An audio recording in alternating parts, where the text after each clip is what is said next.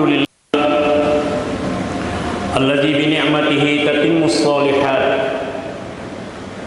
wa bi fadlihi tatanazzalul khairat wal barakat wa bi taufiqihi tatahaqqaqul maqasid wal ghayat. Asyhadu an la ilaha illallah wahdahu la syarika lah wa asyhadu anna Muhammadan abduhu wa rasuluh wa nabiyyuhu wa habibuhu wa safiyuh alladzi ballagha ar-risalah wa addal amanah wa nasaha al-ummah wa jahada fi sabilillahi hatta atahul yaqin. Allahumma salli wa sallim wa barik ala sayyidina wa maulana Muhammadin wa ala alihi wa sahbihi wa man ihtada bihadihi ila yaumiddin. Amma ba'd, fa ya ayyuhal hadirun, usikum wa nafsi bitaqwallah wa ta'atihi la'allakum turhamun. Ya ayyuhalladzina amanu taqullaha haqqa tuqatih wa la tamutunna illa wa antum muslimun. Wa tazawwadu fa inna khairaz zadi taqwa. Ma'asyiral muslimin, jamaah Jumat rahimakumullah, pada hari ini secara serentak di seluruh masjid di Sulawesi Selatan diharapkan untuk mengikuti khutbah terkait bagaimana menjaga dan merawat nikmat terbesar Allah Subhanahu wa taala kepada umat Islam atau secara keseluruhan bangsa Indonesia ini.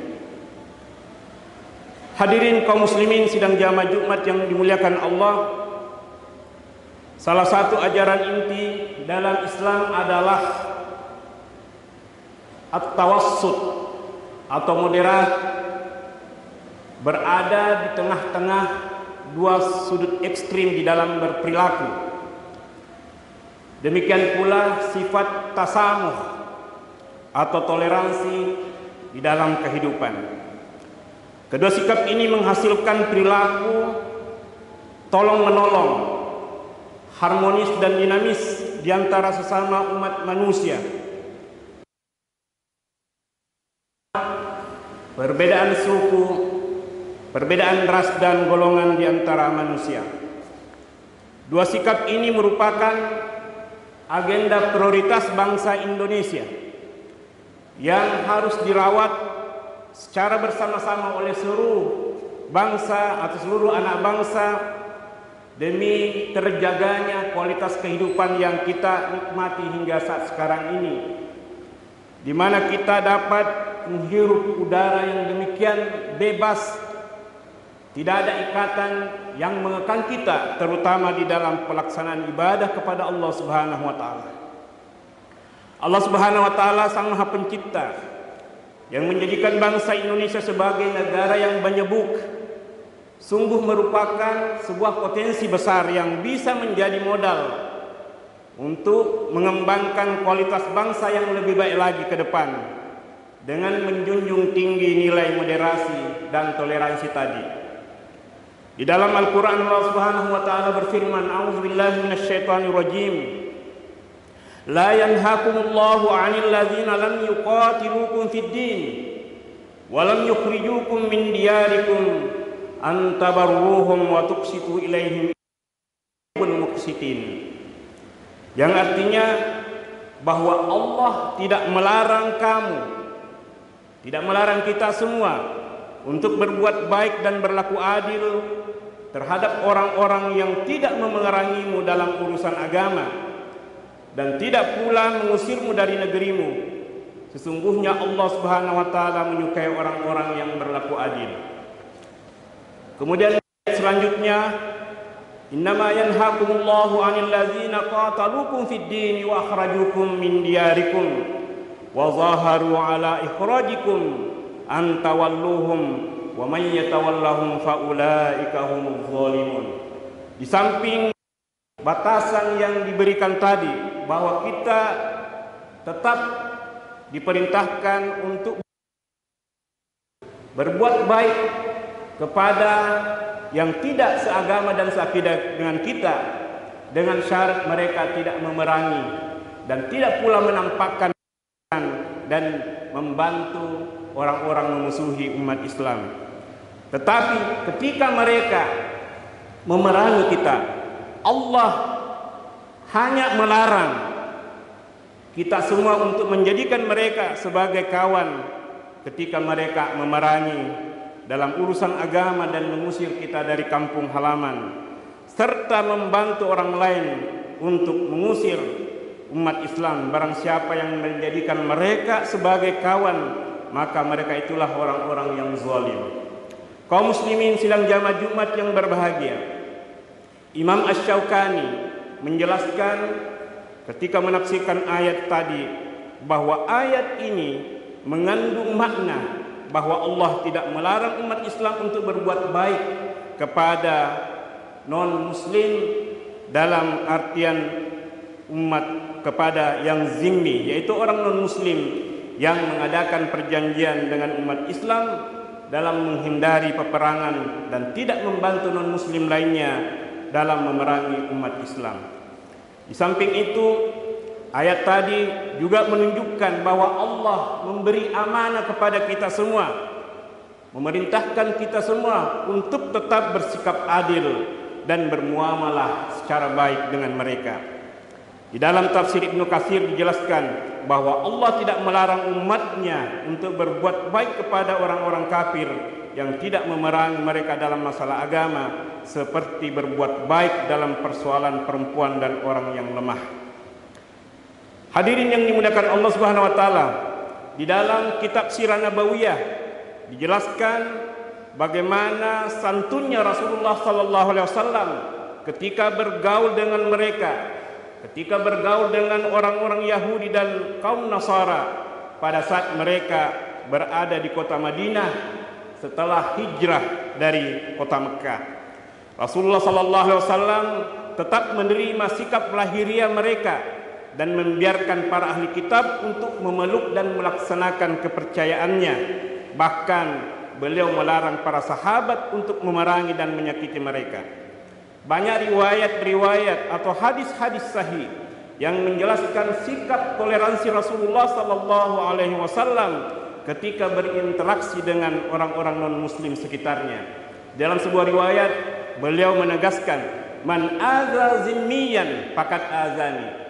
Barang siapa yang menyakiti baik secara fisik maupun non fisik orang-orang yang zimmi atau yang ada perjanjian dengan umat Islam, sungguh kata Rasulullah sallallahu alaihi wasallam, mereka juga telah menyakiti saya.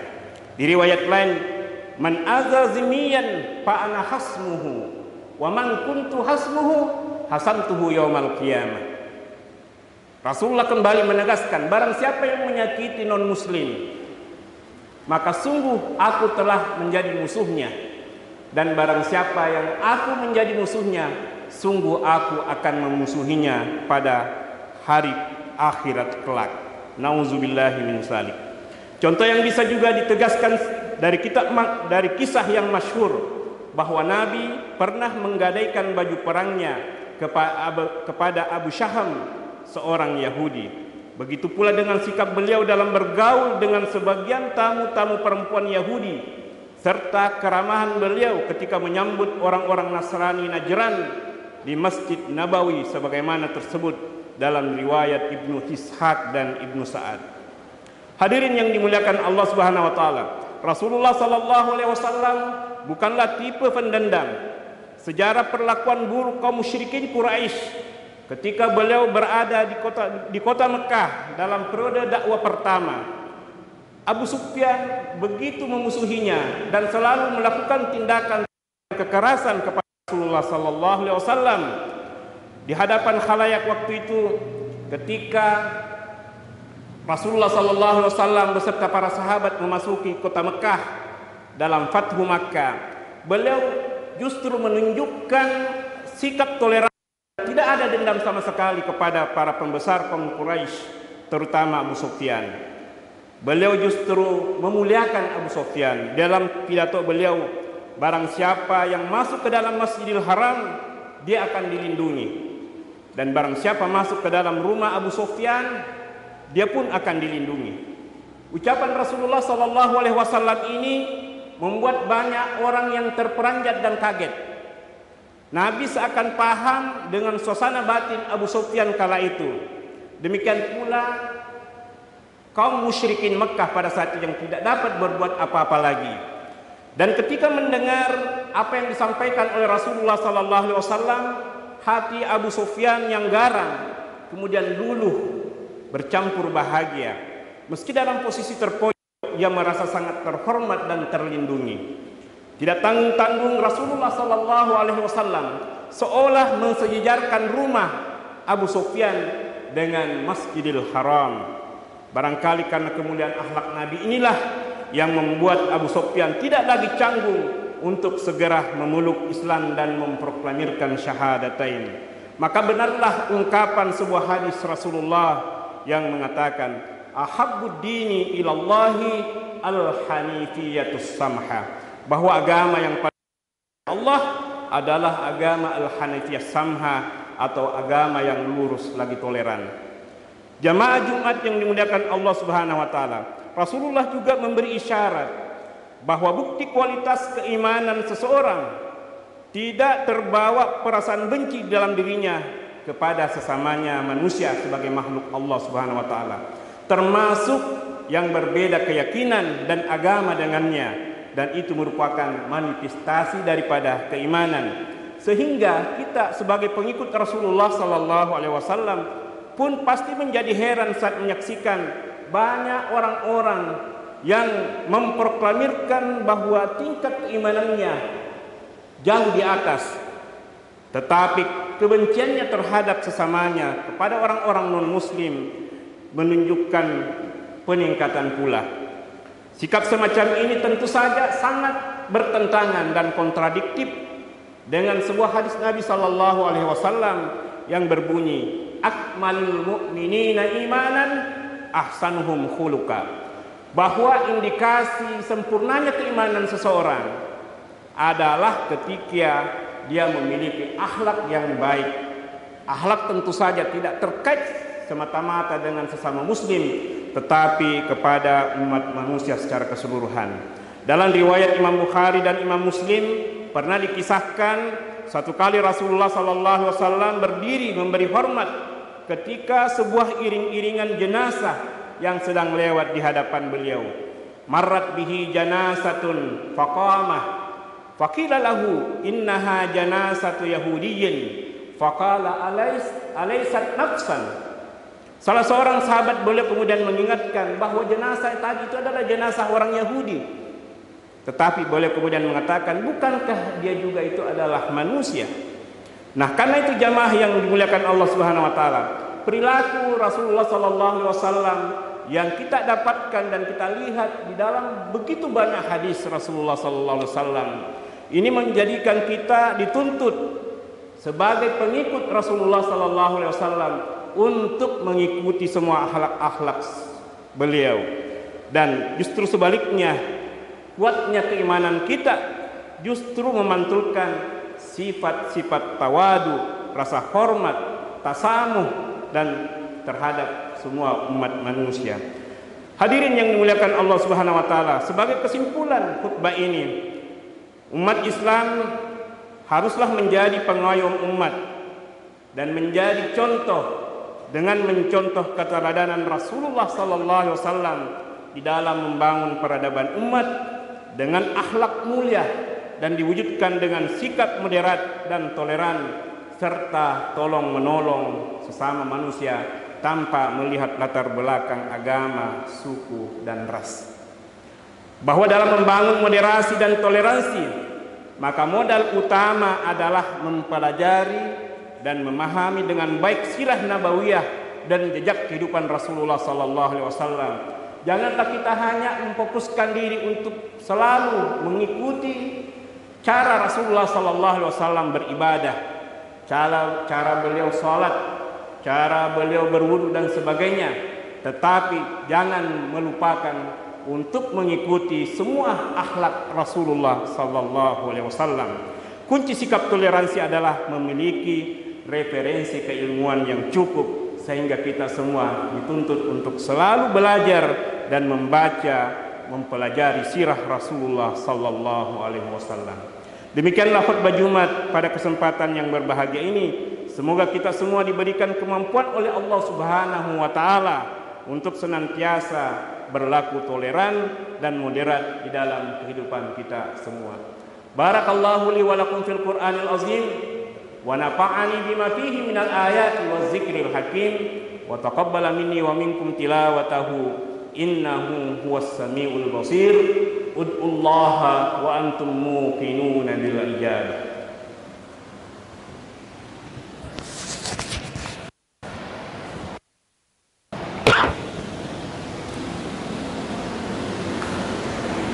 Alhamdulillah, alhamdulillahi ghafiriz zambi qabilit tawbi syadidil iqabi sittauli la ilaha illa huwa ilaihil masir.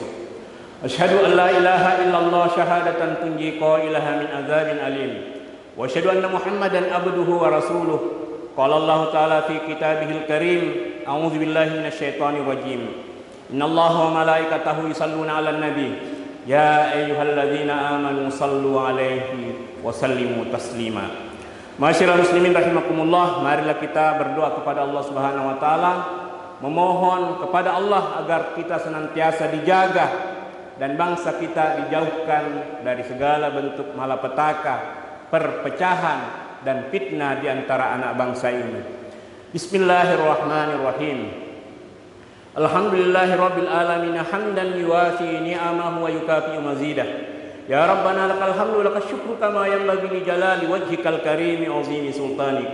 Allahumma salli wa sallim ala sayyidina Muhammadin tibbil qulubi wa dawaiha wa afiyatil abdani wa shifaiha wa nuril absari wa diyaiha. Wardallahumma anil khulafa'ir rasyidin Abi Bakrin wa Umar wa Utsman wa an Ali bin Abi Thalib wa an baqiyatis sahabah والتابعين وتابعين التابعين لهم بإحسان إلى يوم الدين. اللهم اغفر للمسلمين والمسلمات والمؤمنين والمؤمنات الأحياء منهم والأموات إنك سميع قريب مجيب الدعوات وقاضي الحاجات. اللهم ادفع عنا البلاء والوباء والمصائب والفتن ما ظهر منها وما بطن واجعل جمعنا هذا جمعا مرحوما وتفرقنا من بعده تفرقا معصوما ولا تجعل فينا شقيا ولا محروما.